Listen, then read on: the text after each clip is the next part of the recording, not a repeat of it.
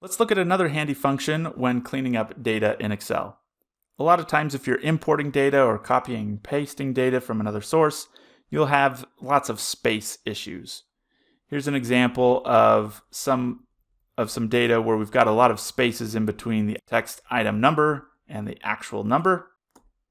You might also run into instances where you have a lot of extra spaces at the end of some data or even at the beginning of this data right here. Just a bunch of spaces. This can create issues when you're trying to do lookups off of your data because you've got some extra spaces in one data set and maybe those extra spaces aren't in the other.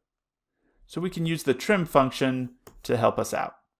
So type equals trim and then just select the text that you want.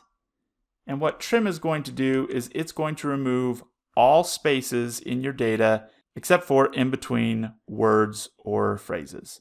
So here this item number still has some spaces in it, but it doesn't have more than one space. Same thing with red widget and indented data.